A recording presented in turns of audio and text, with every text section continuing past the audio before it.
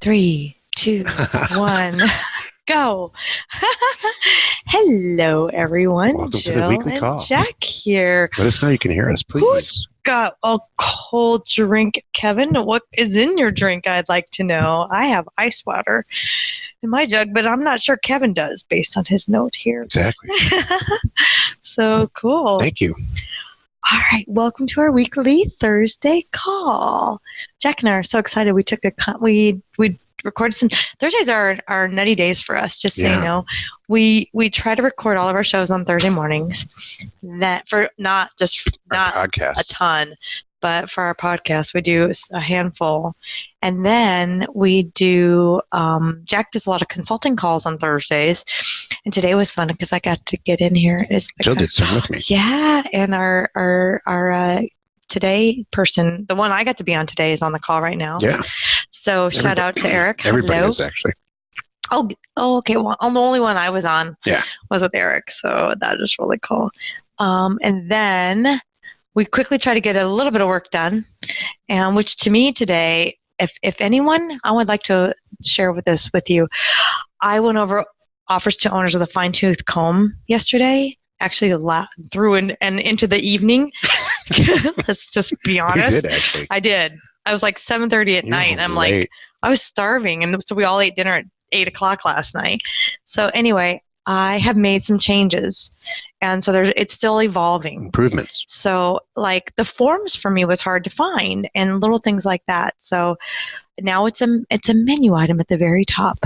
So I tried to make a lot of little adjustments on. I went through page by page by page just to make sure it's real clear and it flows smooth for everyone. So if you haven't checked it out, it was good, and now it's getting even better. It's awesome. And B, the product rocks. Let's just go with that too, but you can't do it anywhere cheaper.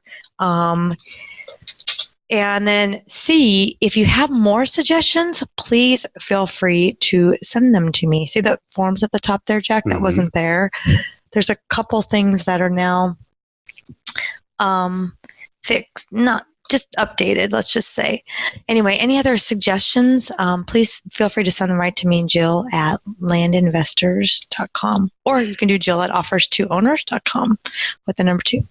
So when we start these tools and we complete them, we're not trying to compete with other people. We're trying to be the absolute best in the industry. So reach out to us. We're getting overwhelming positive feedback from about Parcel Fact and O2O, and we're going soon to release Land Crowdfund very soon. And then after that, Escrow Perfect. So I've heard way too many positive comments, quite honestly, and not enough suggestions. Love it. Because we're not that good, trust me. Love it. And what's interesting, you said we're not competing with anyone. We don't have any competition. I went into bigger pockets today to compare it to. And then somebody threw out all the pricing for other people that do mail merges. It was silly. Really? Yeah. It was actually like grossly higher than what. Oh, I know. It's insane. Every single one. Well, look at ours. Yeah. I mean, I did that chart. If you guys ever want to see, go to offers to owners. And what I did, and there's a pricing chart on there. I literally, and I was myself and Jen, we called these people and tried to do our exact product and mirror it.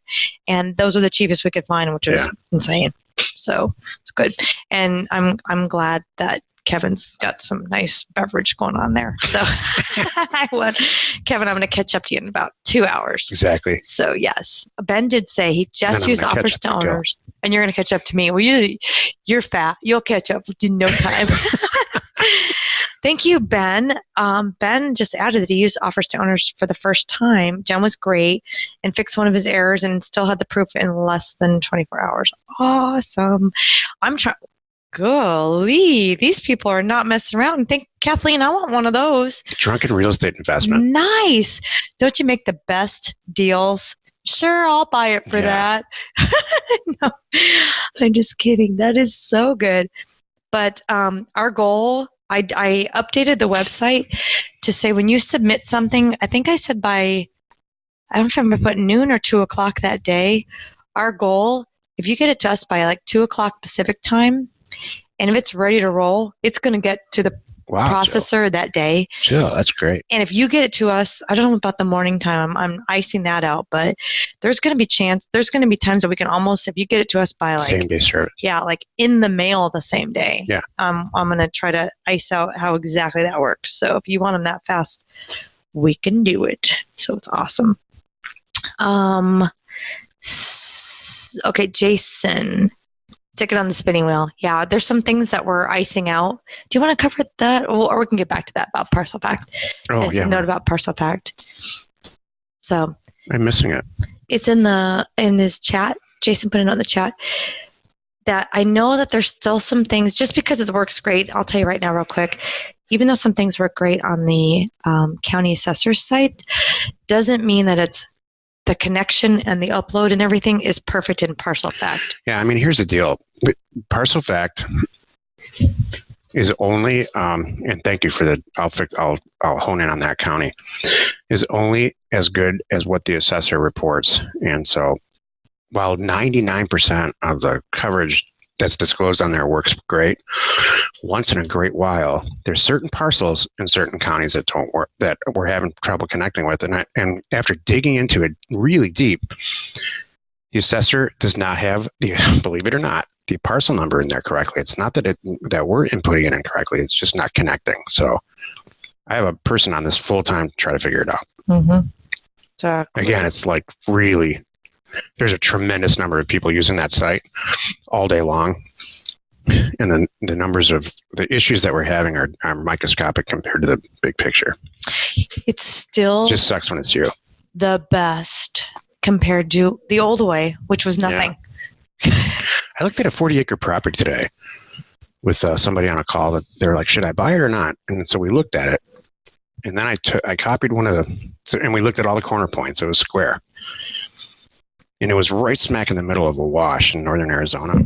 And then we pulled one of the corner points. This is the old way, what Joe's referring to, and looked at it on Google Earth, and it looked like it was a smack beautiful property just because we were looking at not the whole property, just one portion of it. So it really is worth using. Mm-hmm. Jason, I'll look into that county and let you know. Cool. Do you want to dive into the questions? Sure. Okay.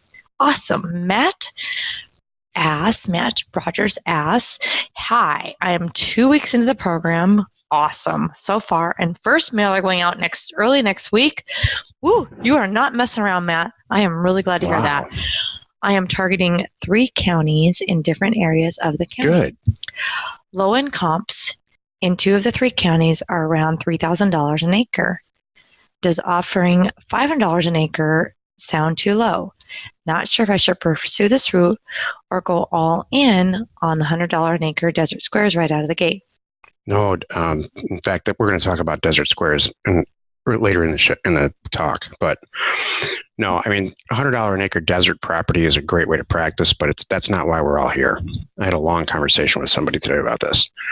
$500 an acre on low end comps, for sale comps at $3,000 seems even a little bit light to me. I would go in at closer to 40%. So 50% is $1,500. I would go in a little bit lighter in the $1,000 range. Okay. It's not about scraping the bottom just to try to find one deal. You want to pull a few transactions out of each mailer and just keep moving forward. Right. So if it was $3,000 an acre, are the low end comps? Am I repeating you? Yeah. Sorry. Okay. Where'd you go, Joe? I was reading Ben's question. You know what? I'm sorry. I'm all on the 020 thing. It's okay. And Ben sent me a really valuable 020 suggestion. So I'm half writing and half listening, and apparently it's coming off that way, and I apologize. So Ben, how's that for honesty? I gotcha. Yeah, I'm talking. Yeah, there you go. So okay. Thank you. All right. Richard asks, greetings, Jack and Jill. Just purchased my first property yesterday. I'm considering using Facebook. Oh, yay, by the way. Good. Woohoo. Considering using Facebook as a potential sales venue. Oh, heck yeah. Ask Curia about that. Do you have any tips for selling on Facebook? Curia does. Is she on the call? No. I'll tell you exactly. Yeah, I'll give you her tips here in a second. Do you think remarketing to advertise to people who have previously viewed your listing? Thank you for the help. Well, you obviously have some experience with Facebook advertising. Yeah. Yeah, you can market toward, you should do all of it. All right. It is so incredibly inexpensive to advertise on Facebook. I would heavily recommend that you go on YouTube or wherever you get education for stuff like this and really post a Facebook ad for the property that you're selling it and do it based on geography. It works. It truly works. You can, if your property's in, I don't know, I'm just going to throw a name of a town out like Flagstaff, Arizona, or just outside of Flagstaff, and you can smash, you can just send a tremendous amount of, everybody who's on Facebook that's in that town is going to get a notice that, the property's for sale.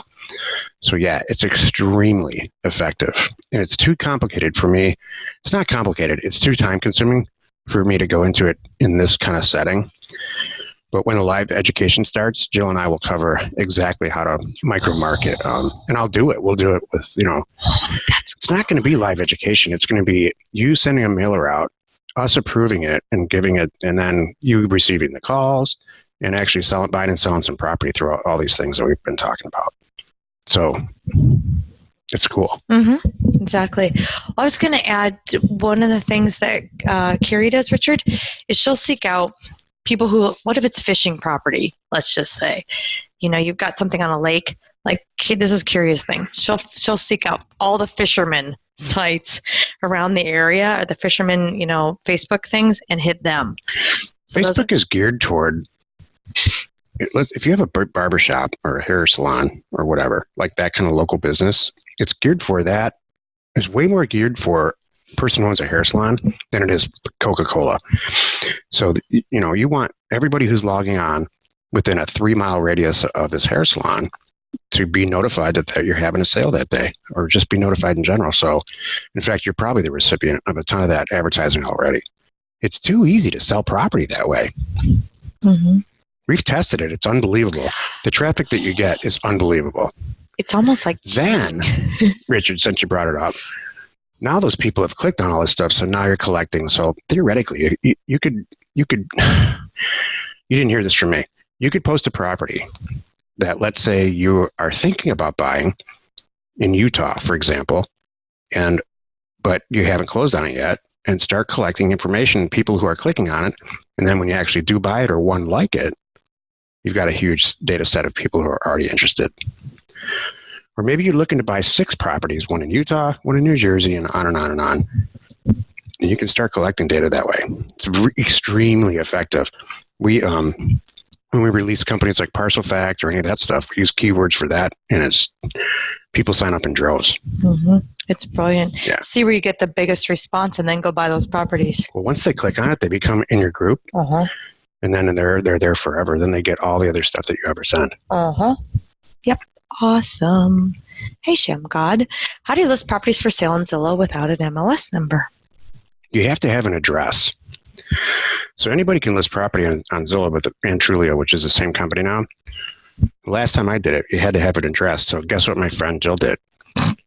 You remember this? Yeah, I do. She found the property that was closest to it that had a USPS street address, and then listed that property and said, "Oh, by the way, it's 2 miles that way." Yeah, I did. So I did just make it real clear that this is not the actual property. This is the closest I could get. And you know what? And then you give them the GPS and all that. Yeah, I didn't sell anything off there anyway. It was just a way to, Zillow and Trulia. I mean, if anybody's had success, I would love to hear about it. Right, yeah. In this group, it's a smaller group today. I have never had any even real traffic driven from there. Mm-hmm. Exactly. Oh, this is so good. See what Kyler just wrote? Yeah. Yeah. Fun fact. This is a note Kyler just added us. He's buying a property from a guy who bought it from Stephen Butala in 2008. Wow. Full circle. I've had some come back around that I'm like, I think I sold it to that guy. And I'm like, that's funny. I've bought property that I've sold to people, and then 3 buyers and sellers down the line, I bought it for cheaper than I sold it. Recently, actually. Mm-hmm. Yep. That's awesome, though. Yeah, awesome. Hey, thank you, Kevin added to Shamgod. On Zillow, I use our property code. like 6445 COR in the address line, and they take that just fine. Oh. Ooh, you may have your own little property code. That's a great workaround. Awesome. Travis is asking, thanks for all the excellent training you guys have created. You're welcome. My question for you. In some counties here in Texas, I only see large acreage plots, like 150 to 1,500 plus, I'm guessing, acres being sold. Is this a concern at all? Should I consider this as some type of an indicator? Or does it still pass the litmus test of properties being sold in the area for proving the potential? Based on this information, would you proceed with sending out offers to purchase 5-acre properties? Yeah. At least properties being sold. If large acreage is being sold, that's an indicator that somebody's willing to shell out some dough. So yeah, I would just make sure you price it correctly. Mm-hmm. Like you can't take a 1,500 acre comp and then break it down by price per acre and then apply that to a 5-acre property. It's just going to be too underpriced, especially in Texas. Like I bet if you did that, it'd be like $25 an acre, $100 an acre, or something really, really low. So Travis, you know what you're doing. Yeah, cool. Thank you, Ben. Back to the other thing, he agreed that he's posted on Zillow, but doesn't think that he's ever had a sale. Landpin, Craigslist, LandWatch, all the way to go. So we're spending some serious money advertising Landpin all over the place, and bigger pockets banner ads are coming next.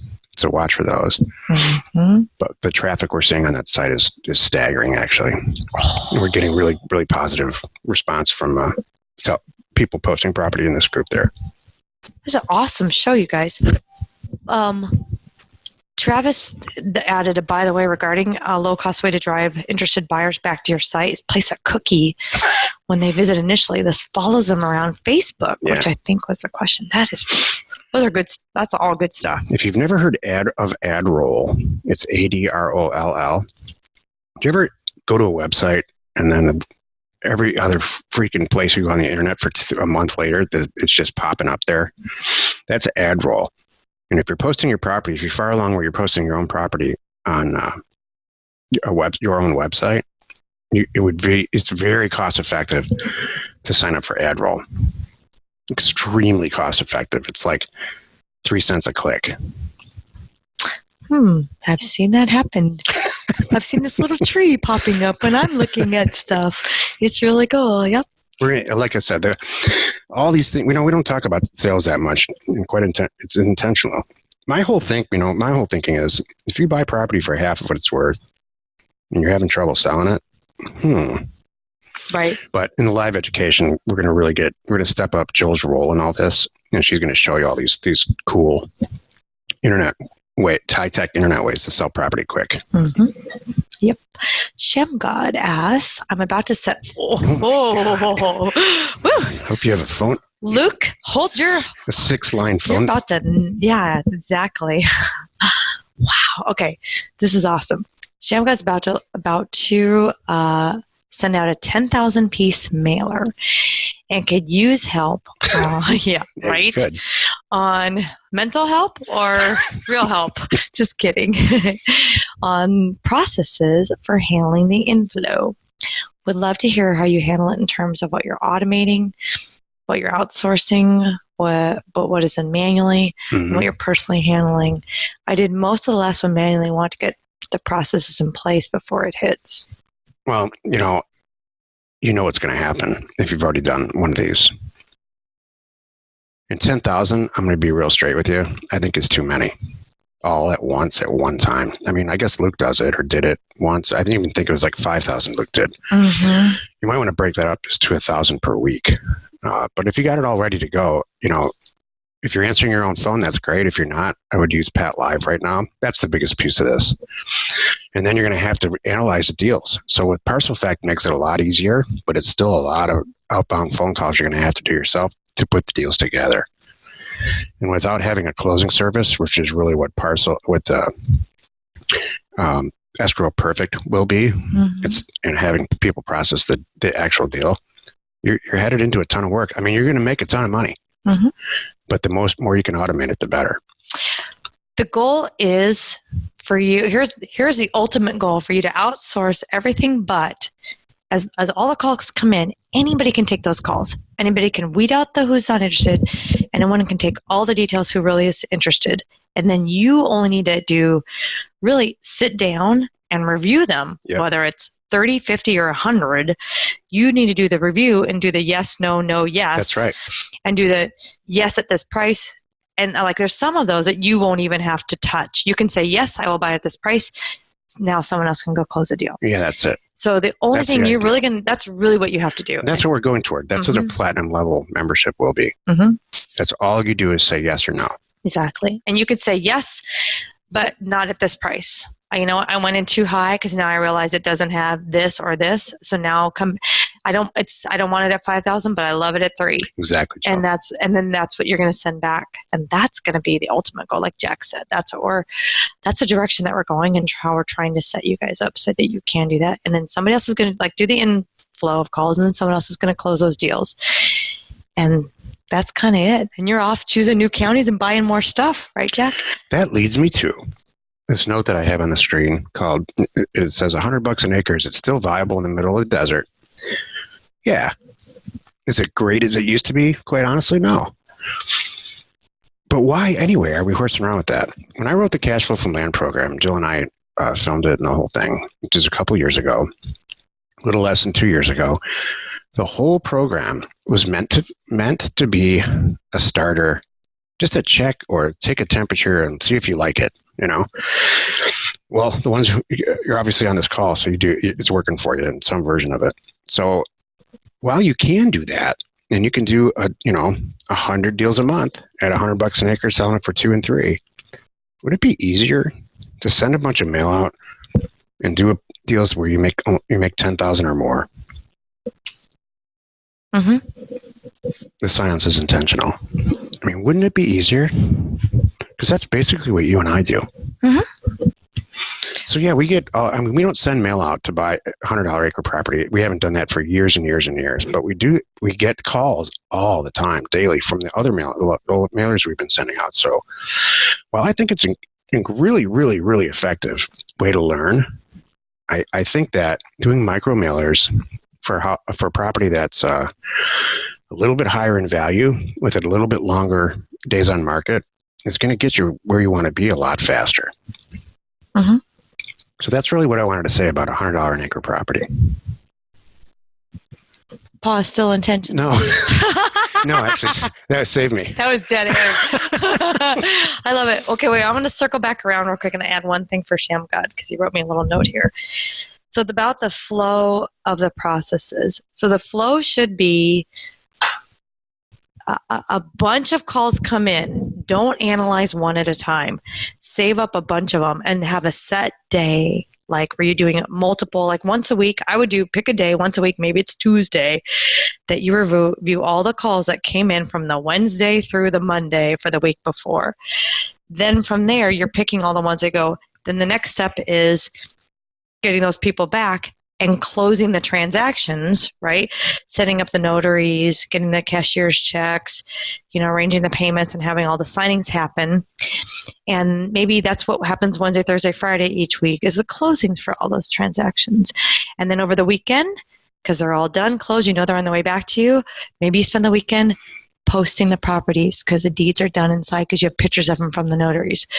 Okay, now, here we are back to Tuesday. What calls came in from the week before? Do you like what I'm doing here, Jack? Yeah. Okay, good. I love it. So what calls came in for the week before, or that second week now? Okay, let's review all those, what I want to buy. And that was just kind of an idea of how the process would go. And then you can outsource like the posting the properties with Parcel Fact. You can have somebody else do all the engineering for them. Like you set up a system and spreadsheets, however you want it to happen, or, and get it, and then have your, assistants until we get all of ours ready for you. They can be doing that work for you and filling them in and closing those transactions and all that good stuff. So hopefully that helps. We use a CRM that I had custom built that basically mimics what a title agent uses. And, it's extremely effective.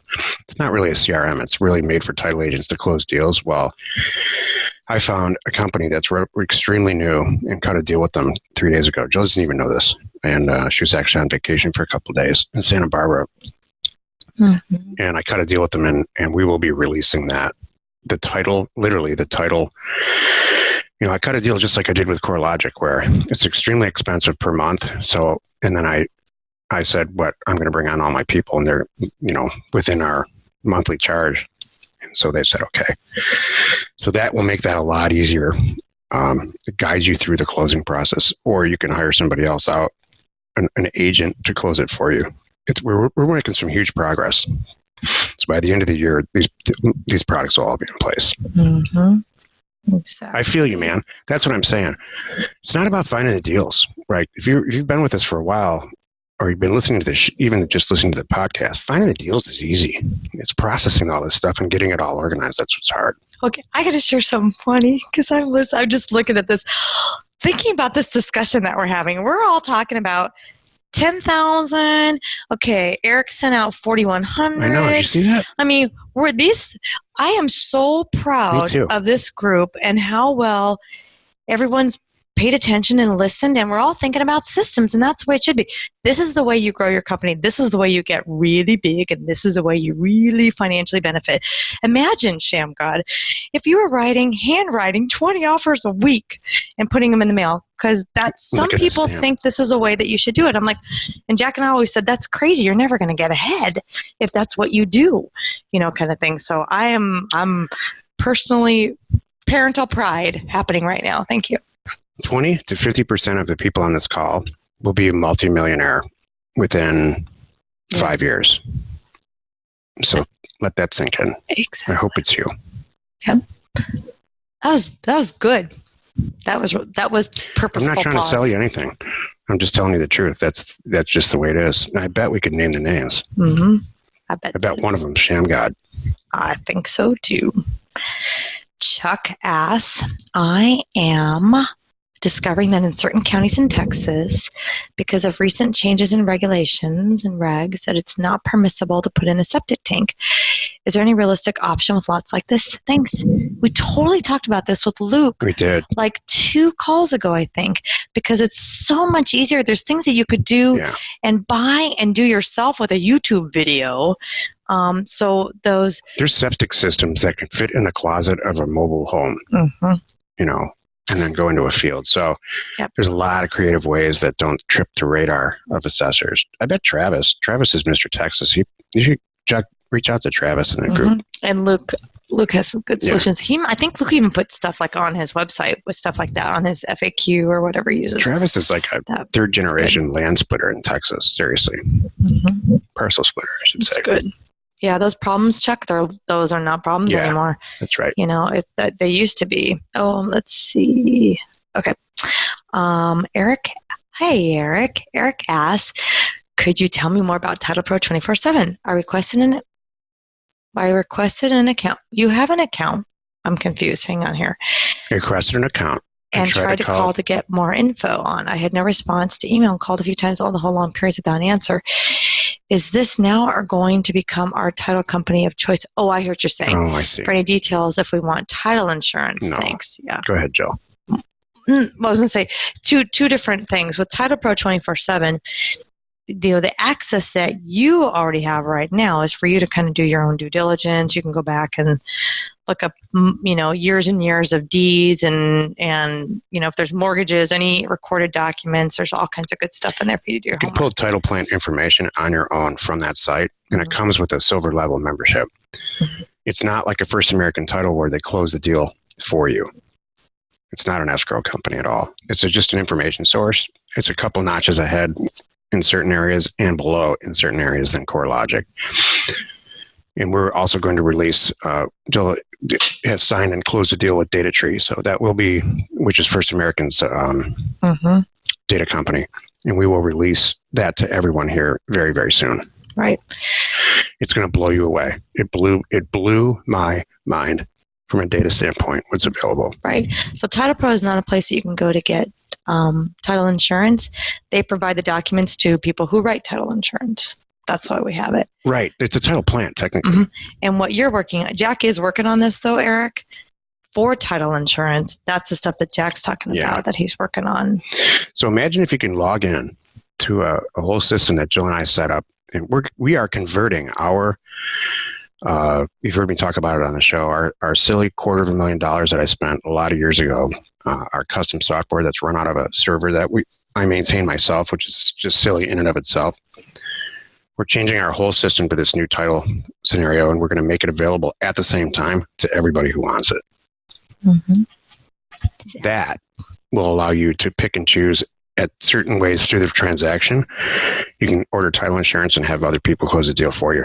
It's really, really, really cool. Mm-hmm. Hey, I don't know. It's a good question. Richard asks, any info on the number of people currently viewing LandPin? I've seen a ton of banner ads for LandPin and Land Academy. Thank you for all the marketing. Yeah, that's a good point. We are constantly improving these sites, and one of the things that we will be releasing as an improvement is the analytics, how many people are looking at your ad and the whole thing. But I'll tell you, in the meantime, what you can do is hit those social media buttons at the bottom there. So right under any given posting, if you hit, click on Facebook kind of thing, you can shoot it all over Facebook really easily. Mm-hmm. Here, let me show you. Go ahead, Jill. You can read the next one. Okay, cool. Brian asks, I have a great 2.56 acre mountain parcel in Kennedy Meadows, California, and 2 buyers anxious to snatch it up, I bet. The obstacle is that it is not clear where the access easement for the property is. I've done my homework, and it turns out that in this particular section, all of the roads that exist are private, and furthermore, about 1/3 of the owners have to overtly, not just peripherally, traverse a neighbor's property to get to theirs. So everyone has to traverse some form of private property, either the private road owned by an adjacent property owner or an actual usable section of a lot to get to theirs. Here's the kicker. I pulled deeds on most of the property, and none, well, except one of them mention easements. So it's just kind of a good old boys thing. It sounds like Wild West. They all mention that they don't have mineral rights, but nothing about easements, even in an instance when someone is clearly traversing someone else's lot. Options. The owner, either me or the buyer, could A, pay $400 for a title company and do a deep research and find a deed that mentions easements. Wait, it got cut off. Oh, here we go. Easements, but I doubt they'll find anything. The owner could B, record a deed for access route with one of the neighbors, but they'd have to pay more for a surveyor to specify and record the precise route, more money. Or the owner could do what I suspect everyone else has done, arrange with a handshake and access route with a neighbor. As I understand, after 5 years of such a path being used without objection and is being necessary for access, it becomes legally. Do I understand the law correctly? Thoughts? Well, let me back up. C, the handshake, and after however many years, I know that in Arizona, it's 9. I think that was one of the things you learn when you go to real estate school when you're in each state. So I only did it in Arizona, but there it's like 9. If nobody, like you're saying, they have a clause too. And a lot of times where Arizona gets their clauses and rules and laws and things is they copy California. Yeah. A lot. So it's probably where they got that. So then, if nobody says anything, now it's an easement, because you didn't speak up from how many years prior. So, Jack? I wasn't listening at all. I'm sorry. I was doing this Facebook thing. If anybody's watching the screen, see how cool it is. It just goes forever. Okay, cool. And then you can share it with your friends and public and the whole thing. Okay, so let me paraphrase. Brian, hang on here. Brian ends. I'm going to paraphrase for Jack. Jack, we have an easement issue. Right now, there's no access. No real access. Good old boys. Everybody's just kind of letting the other person drive all over the lot. And he's trying to decide, do I just keep it like it is, or do I go through some of the motions to establish true path access? I've long said we don't have time for improving properties, not even one bit. We have a lot of time for sending a tremendous amount of mail out and buying property and doubling it and selling it.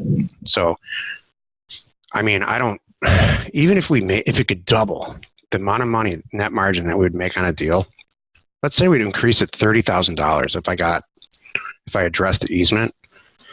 and it worked in our favor. In 6 months, and we made $30,000 more in that one deal. It still wouldn't be worth it because that's not what Jill and I do. We analyze data and we send a tremendous amount of offers out, and then we buy them and then we resell them as is. Mm-hmm.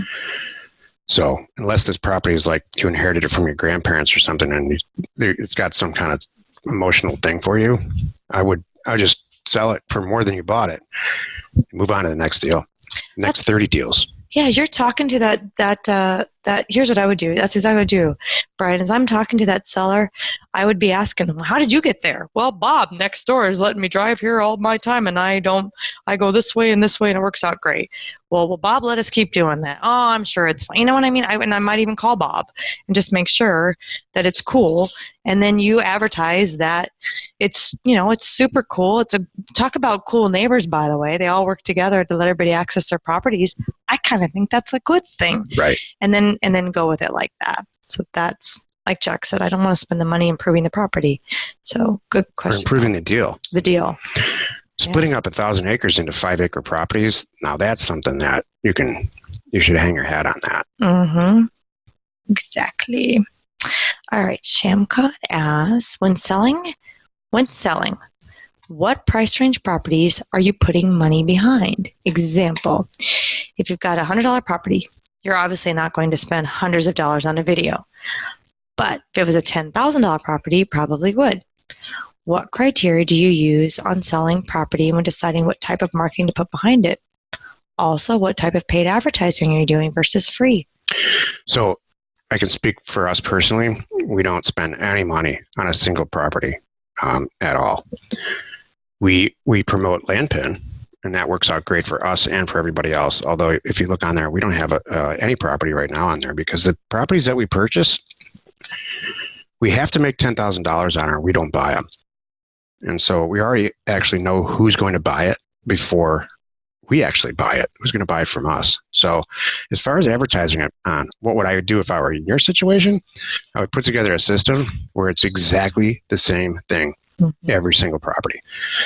So you don't want to have a lot of thought about each individual property and separating it out from the group. You just want to do the exact same thing, even if it's overkill. Because the people that are looking at it but don't make a decision on the first 3 that they see on Craigslist from you, maybe it's the fourth one. So just mechanically go through the motions, and that's what Luke does. Mm-hmm. He doesn't care. He has no thought about each individual property at all. He has no interest in improving them. He has no interest in really where they are. He's interested in the price that he purchases it for, and the price that he sells it, and if he can get to it, and that's about it. Mm-hmm. Exactly. Because you know what? If you sit and pick and choose, it's just going to goof up your flow. And the money that you're bringing in anyway, come on, you're sending out this big of an offer. You definitely have an acquisition budget and all that good stuff. The money that one's going to pay for the other one, and this will pay. It's just in a system. That's it just makes sense. So, you just do videos for all of them and you don't think about it. Exactly. Cool. Videos are free. Mm-hmm. I mean, if you're talking about drone videos, there's some people in this group that do a drone video on every property and they sell every property. Mm-hmm. But at the very least, do the Luke Smith type videos and the videos that Jill and I have done for years, like the screen catch videos for sure. Mm-hmm. Yeah. Christian asks, hey, Jack, great talking to you today, and thanks for all your insights. I was thinking after we talked about the very cold season coming up here in Ohio. Instead of targeting vacation lots in Ohio, I was thinking about targeting some states down south where the weather is relatively warm year-round, such as Alabama, Tennessee, etc. Yeah. I am figuring property sales might slow down when the cold hits, especially when it comes to vacation lots. Thoughts? Well, I think that a big constituency that we have when it comes to sales is bargain hunters. So, I've always said the best time to buy a convertible in Arizona is in the summertime because nobody's got the top down. And they're just a lot cheaper than they are in the wintertime. So, I don't think that if you apply what we talked about and the numbers that we talked about in Ohio and then duplicated that in Alabama and Tennessee at the same time, now you're reducing your risk to almost zero. You are going to buy a tremendous amount of attractive property. So I think that's a great thought. Love it. But I think there's some bargain hunters that I don't know, Joe, what do you think? Do you think that seasons affect sales? It doesn't affect us. It can. I don't think seasons affect buyers, but it might affect what they're interested in. That's kind of true. It's like in December, you don't wish you had a house with a pool, but in July, you wish you had a house with a pool. So that's kind of true. So, but I'm still buying whenever I'm buying. It doesn't affect, we joke about that we've all shared our stories like this guy bought on Christmas Day. Who knew I'd have such a great Christmas Day of sales? Seriously. I know. So we've proven that one. Still cracks me up. I know you can. It's one of those, we all have those things that are like, really? Yep. No, yeah. It happens. So I do like what you're going with that, Jack. And do a little bit of both. Mix them in there and see what happens. I do know that Jack taught me this, which is pictures of beautiful, snowy landscapes are not as good as the green, lush blue sky. Green, lush blue sky. And I only did that because I didn't grow up in the snow, so I thought the snow was pretty. And it was so funny. Jack goes, get those pictures off there. I don't remember that. Do you remember that? No, I don't. You don't? Yeah. Was that a long time ago? It was a Nevada property I was working on. It has this pretty Was it all gray? No, the sky was blue, but that's why that was pretty in trees. It was snow. And you're like, oh, do not put those pictures up. And I'm like, I didn't know. It was so funny. It's like, yeah, that's not how you do it. I'm like, okay. That was a long time ago. Richard Castle wants to know if you have any update on Jill Pay. We have the absolute green light from our the provider for all this that our product type has been accepted, which is the great news. That was the real hurdle was that. So whether we're just working out the economics now. In the end, it probably won't. We won't release it as Jill Pay like we thought because it's just too lengthy and complicated. Everybody needs a way to get paid on these properties. So it'll end up just being. You pay. We're no, we're going to you earn, you get. We're just going to refer you to the entity that we're dealing with and take an extremely small fee. Yeah. It's still going to be cheaper than anything, and we can do it. The net effect to you is actually going to be better and cheaper. The background, we have gone through multiple people. I've never. You know how when you start something, you're like, you don't know what's going to be easy and what's hard? Yeah. Of all these things, I thought Jill Pay was going to be the easiest. Exactly. I even called how many hours both of us having this company directly and said, look, imagine I'm Walmart and think of me as Walmart. Walmart is calling you and I want to use you as my processor. I mean, that's the kind of attention you guys should be giving us. Please listen to me. So I had to do that. We're getting there. Here's the math, since I think that people on this, you guys are going to appreciate this. The people on this call care about this stuff. There's 248 people in the group. Let's say half of them are active or buy at least one property a month. On average, Luke Smith buys 1,000. So on average, the average is going to be higher. It's going to be closer to, actually, it's closer to this. Well, Shamgod's buying 3,000 this month. Right. So there's that many active users, and we all buy, as a percentage, 2 properties a month. I mean, Jill and I buy a lot. So that's 400 transactions a month. If the average sale price is $3,000, that's how much transaction value, very conservatively. Some of us on our phones, will you tell us what the number is? It's $1.2 million of transaction value a month as a group. But if we pulled actual numbers, it would be way closer to 4 times that. Mm-hmm. Because I know what some of the inner circle group people that I talk to all the time in our group, how much they sell. And it's more than that already. But I'm just talking about, that's what I was trying to communicate. So $1 million a month for a lot of processors is not that big of a deal.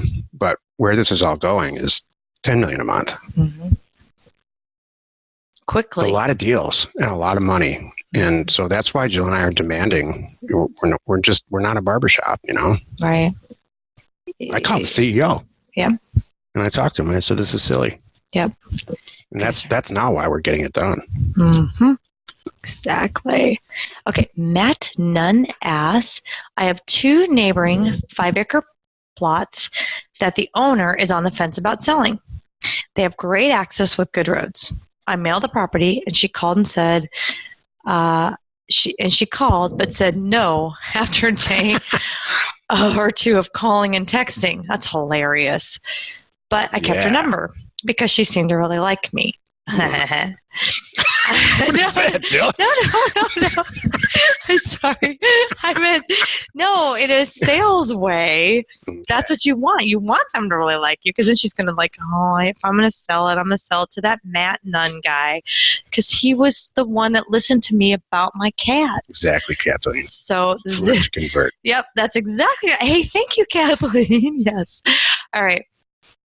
I have marketed on Craigslist before, so to test the market, and had lots of response.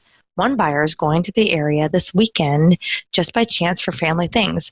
I've gone back to the buyer and seen if she is interested in optioning or renegotiating. She seems curious at the higher price, about double what I offered. Okay. She says she paid more than that for the property years ago. Of course, she would say that. I think there may be some meat left on the bone for me to still make some money, but it doesn't feel like I should run to the bank. Oh, yeah, I hear you. I've explained that she's getting relieved of a tax burden, etc. Am I trying too hard on a bad deal? Or should I just try to nail this down? Should I sweeten her deal or move on? Yeah, you know what, Matt? Now, if you've now doubled your offer, I'm out. I don't think she's. Oh yeah. I don't think she's that serious now. Yeah. Now you're negotiating with yourself, and you're trying to talk her out of it. And then I would move on. I would actually, say, hey, look, I'm at this you we'll do it. If anything else, then I'm just going to have to let it go. And, I wish you all the best, and you and your cats all the best. Till you're in a good mood today. Are you being sarcastic? No. Okay, got it. You're in a good, fun mood today, thank so you. we're not going to waste it tonight. We're going to go have some fun. Thank you. I have to know here, Matt wrote me on the side that she did have a sob story. Of course she did. So so thank you, Matt. And yeah, it's, move on, because there's 3 more behind her. And we know that. So that's good, but awesome question. There's a lot of fish in the sea. Mm-hmm. You got it. Travis? 150 million to be exact. Are you talking about dating now or properties? Whatever you think. Travis asks, after extensive research, it seems like I could take a long time to get to know a county really well on a deep level. Certain towns within a county dictate pricing. Once you find 3 or 4 counties that are returning results, do you focus on getting to know the towns in those counties better? This is like dating too. Yes, it is. Do you really want to get to know them on that deep of a level? Once you find 3 or 4, do you focus on those, or do you go get other ones? Exactly. How full is your dance card, Travis? Oh, do we go back to the well, the figurative well? Hell yes. Mm-hmm. Absolutely, we do. Yep. Especially for houses. Yeah. If you find some that are returning results, once you find 3 or 4 kinds of return results, do you focus on getting into those towns even more? Yeah. So it's 3 or 4 counties that you did really well in all the 5 acres. Yeah. Now we should probably go do all the 10 acres. And do all the 20s. You build a group of buyer lists too. So yeah. And the county knows you when you call, or if anything goes wrong, they're going to pick up the phone and go, hey, Travis, you know what? You forgot, but you know what? It's only 25 cents. I'm going to take it out of my pocket, or just a whole, whatever. They won't do that, but they'll hold on their desk for you because they're cool. But I'll tell you what I wouldn't do is just have it be one market. So if there's 3 or 4 counties, and they're kind of very different types of counties, let's say in Texas, that's much better than just focusing on one single market. I don't think anyone here should ever do that. We don't. We have multiple. We're going back to the well in probably more than 10 places in the country for houses and for larger ranches. Mm-hmm. Love it. That way, literally every morning you're waking up, there's a pretty amazing deal. Right. Yeah. So then before moving on to others. So yeah. You know what, Travis, once you know that area, keep working it while you are adding others. You know what I mean? This is a true story. I was going back to the well one time, pretty hardcore. and the county seat changed hands, like they had an election. And I don't know what happened or what, but the new person that came in said, we're done with you. Whatever you think you've done here, it was the evil yuppie from Scottsdale. Oh, yeah. We're done helping you. We're done processing your deeds. We're done. We're just completely done. So you don't want to put all your eggs in one basket. Mm-hmm. Exactly. And yes. Okay. And then, I got that. Matt, the seller. Cool. All right. Ben Hughes asks, Jack, could you share more thoughts on moving up market? Yeah. Yes, from the $100 an acre desert land. Thoughts on larger acreage versus vacation lots. We've had success with terms deals on higher acreage that ultimately get us 3 times our costs, but looking to make the $10,000 on some cash deals. Don't mind holding longer, as you mentioned. I have 3 words for you, Sarah. Yes. Days on market. So, and California right now is a very low days on market area, Southern California specifically. So even with property, if there's a house that gets listed for less than $1 million, the days on market are less than 30. I don't care how bad the house is from a physical standpoint. So when you find a market like that and you go into it, you can make a ton of money. And I'm not just saying with houses, if with land too. Now, days on market it's for days on market, and getting those facts, getting comparison values like that, forces you to stick to more urban markets, which is fine. Do I suggest that you do this right out of the gate? Absolutely not. But I'm saying days on market, if you're in the days on market less than 60 days average for land or houses or whatever you're looking at, you're going to do great. Even if they are $1 million assets that you're trying to buy for $600,000 or $700,000 and selling them for $8. Mm-hmm. Jill and I are about to try an experiment. I'm going to buy a property that I think fits all for cash, fits our criteria and the type of buyers that we have out of the MLS. We're going to go negotiate the deal, mark it up $100,000 and see how fast it sells. SFR? What are we doing? SFR. Okay. Cool. And then record our results. Yeah, cool. Absolutely. Awesome. This is a good question. Richard Castle asks if we can add a video on LandPin. If not, are there any plans to add this feature? You can put a video on LandPin. Odd. You can absolutely put videos on LandPin. Hit up Aaron. Yeah. And you can do, or like if you send a note to support@landpin.com, it goes to Aaron directly. If you go to Luke's stuff, I mean, when we released the site from day one, you can add a video on there. Awesome. Shamgod asks, I'm looking to connect with other members who scaled up quickly and do a lot of volume. I know Luke has, but there are others as well who would be good to connect with. Helps a lot to exchange ideas. Are there members who don't post a lot who I should reach out to? It's so hard for me to answer this question and directly, and here's why. Multiple people in this group are doing much higher dollar volume than even Luke are, and we are actually. And they've respectfully asked me to zip it. So I talk to these guys all the time, and for whatever reason, they're not as interested in sharing everything with us as Jill and I are. And I'm not knocking them because it's their companies. We all have the freedom to make that choice. But I'll tell you, if you go to Deal Board, get real active in there because everybody takes that very seriously. That's number one. And here's the good news. Every single person that I just described that's in our group wants to be way more active as a lender, as a private equity lender on these deals versus a partner / land buyer. They still want to do that like we do, but they want to lend money to people and get a return on it. So that's what Land Crowdfund is. Land Crowdfund, the site, is just about done. If Jill doesn't keep giving my IT staff stuff to do every day, it would have been done already. Right. Oh my God. The last thing we're like a logo away from releasing the site. Seriously, it's so funny. So sit tight for that. You're right. It's soon.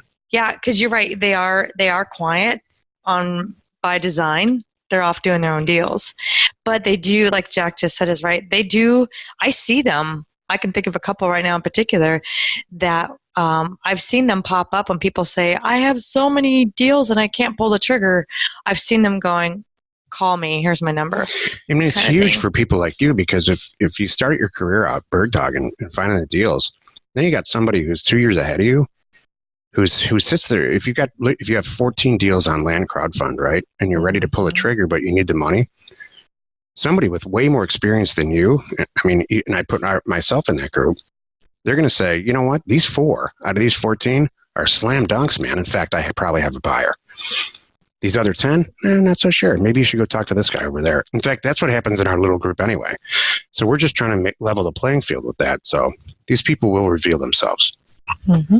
There's a bunch of people that aren't even in the group that can't wait till we release this thing too. They're just like money people.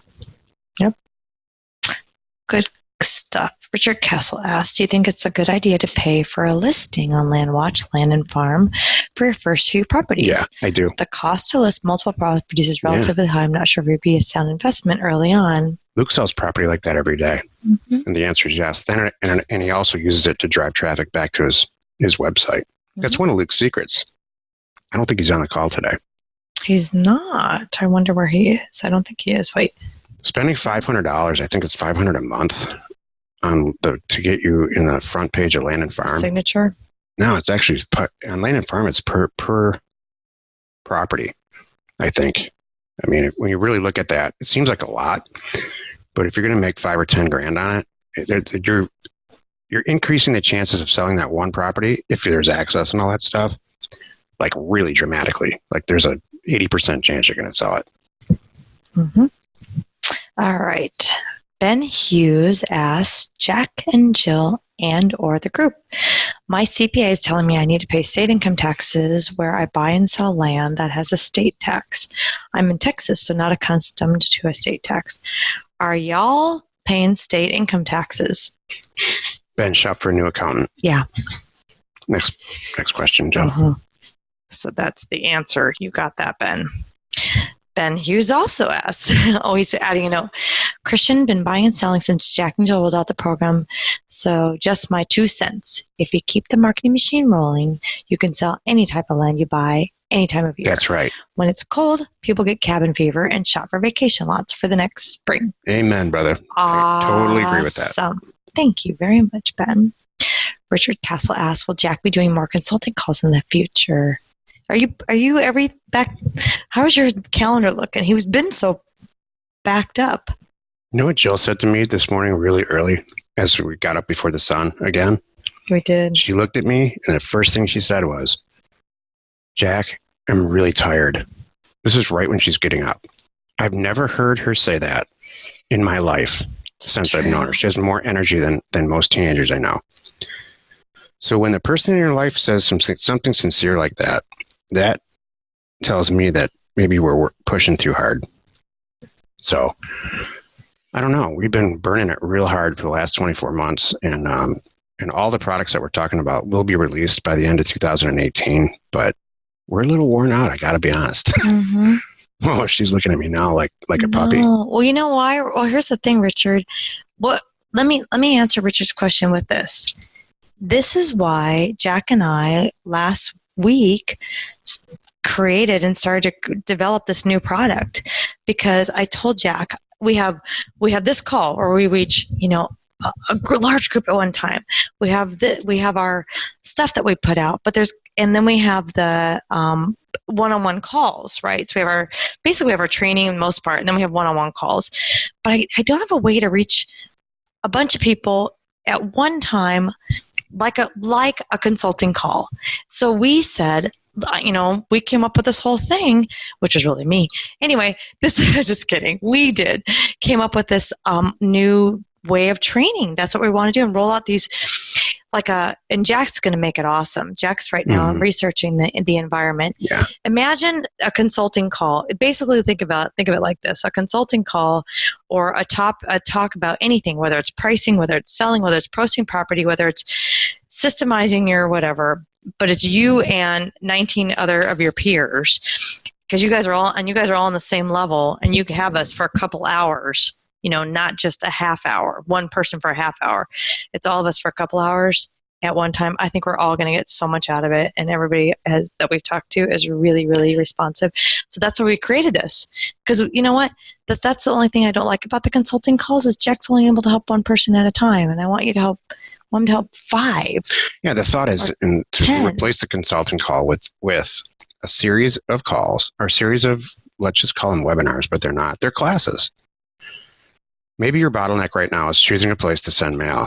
Maybe your bottleneck is processing, like Shamgod, processing call for 4,100 or 10,000 units of mail that just got sent out. So imagine that you could look at a calendar and just say, yeah, I'm going to take that class. This week it's how to buy infill lots in the Rust Belt. This week it's how to buy tax liens, if that's what you're into.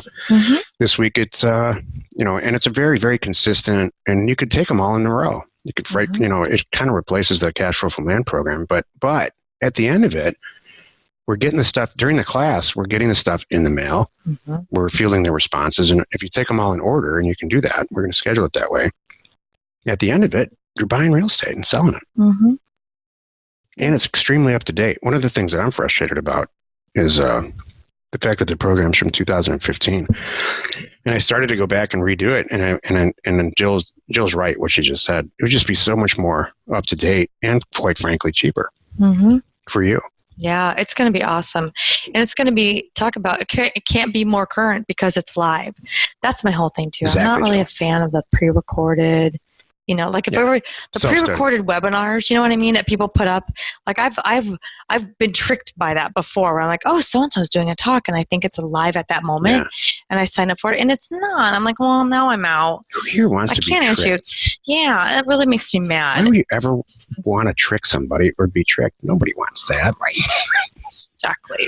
Oh, that's from 18 years ago, right? So, so sit tight, and I will.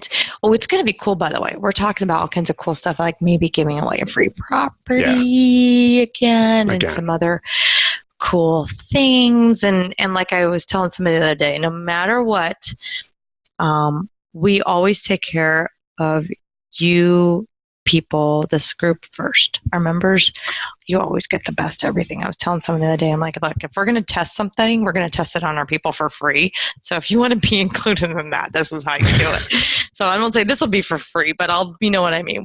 We might test it on you for free. So good stuff. We always test it on you for free. You know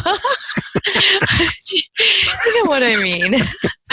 All right. So you're cracking up. Thank you. Someone mentioned there's a way to do neighbor letters in CarLogic. Can you show how? Shamgod asks. Yeah, so in the upper left-hand corner, you go to Map, and then you choose the state county like you always do, and you drop your mouse right in the center, and it draws. You have your choice. You can draw a circle, you can draw a polygon or whatever, and right from put this property that you want to sell right in the center, and draw. And go out from there. But the good news is that you already have that data anyway. So you can use that as a gauge. You already paid for the data once when you sent it out to the mailer. And then the actual piece should say something like, I know that you own property in this area, but I've got this property located over here. And it looks to me like it's a lot cheaper than the one that you purchased already. So let me know if you want to buy another one. It's very effective. We have one extremely successful member. That's the only way he sells property. That is what I just described. But here's the kicker with him. He produces a full-blown, unbelievable, pretty like a movie quality film about every property that he purchases that's over a certain number. And he puts it on his website, and it's very, very effective. He took this program, this cash flow from land program, to a place that I never thought it could go from a money standpoint. Farron, hey there, asks, is there a page where you spell out all the features of JoeLive.com? No, there's no page, but think of it as any other credit card processor, including PayPal. Joe Live. Oh, Joe Live, sorry. I'm sorry, Joe, go ahead. Over. No, it's cool. Go ahead. I was thinking Joe Pay. No, but Farron, I will be honest with you, because we always are. Right? Someone asked me a question the other day. I'm like, oh, that's just how we do it. We kind of, we circled back around. Jill Life got pushed down the list a little bit because Title Mine got pushed up and Jill Pay got pushed up. We're only not even a month into offers to owners.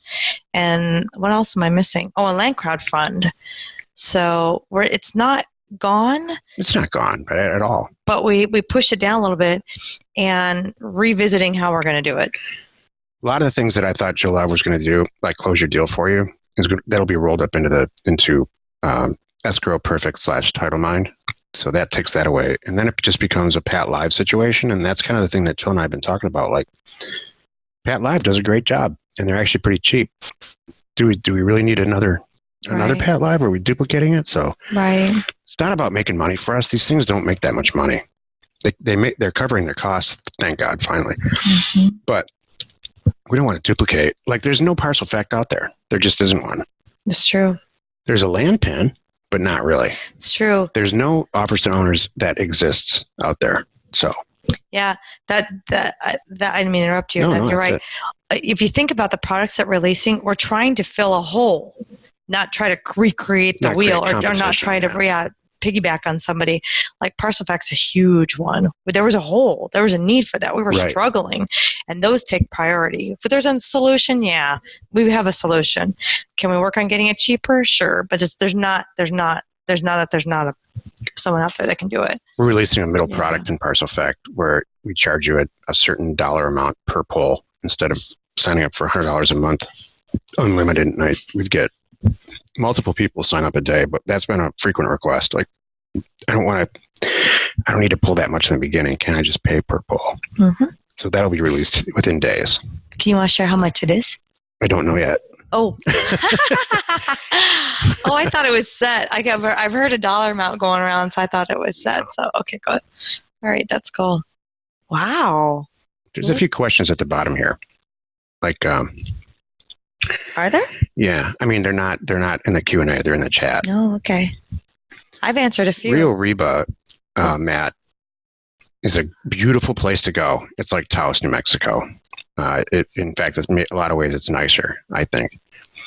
But you have to be real careful because property just doesn't move there for some reason like it does in some other places. So it's not the place that I would... What? You know, this is so good because it's perfect. You brought up that. And as you read along the thread, I pretty much told Matt that. Oh, you did? I'm sorry. I didn't read... Oh, you are answering these questions. I was answering. I was getting on there. No, it's really good. So, yeah. So you've been doing this whole time. I did. I told Matt, you got to trust it. And I told Matt, maybe think outside the box. Oh.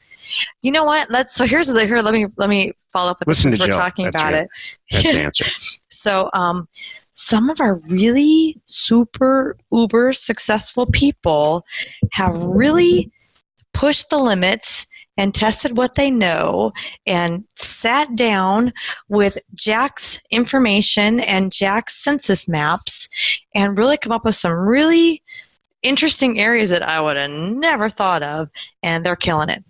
So that's my thoughts on that.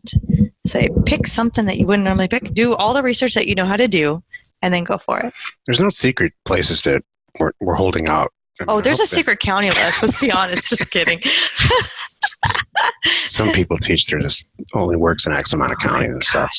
Here's the thing. It works in every single county, every single one. You just have to price it properly, and you have to work really hard. In some places, you have to work harder at selling it. In some places, it just sells itself. I prefer the sells itself model, but you got to work at it. Here's the secret. You got to try a bunch of things and find out what works for you. Mm-hmm. Exactly. I love it. One of our most successful members is concentrating on one state in the Rust Belt. And it's a state that I have never had any success in because I wasn't pricing it right. And I'm from there. Oh.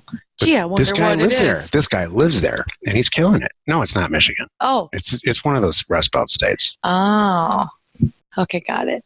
I don't know the Rust Belt. It just has to do with where you see yourself, I guess. I don't know. Exactly. All right. Well, it's 10 after 4. I know Kathleen has Nah. Who said rip the band? Oh, thank you. When was I using the rip the Band-Aid off? I don't know. What did I used that? I'm trying to remember where I said that. That was so funny. Good job. Okay, it's left to 4. I know 2 of our members are ahead of me, and I need to catch up, man, and put something in a cup more than water. That's exactly what's going to happen with me. Someone said I drink water. I saw a sign. I drink water when it's frozen and surrounded by alcohol. Where did you see that? It was a sign I saw. So thank you, Kathleen. I'll have to try that. So that's awesome. All right, everyone. Thank you for a great call, and hope you have a great week. And we'll catch up with you next Thursday. Happy acquisitions. Next Thursday, same time. Bye. Thanks.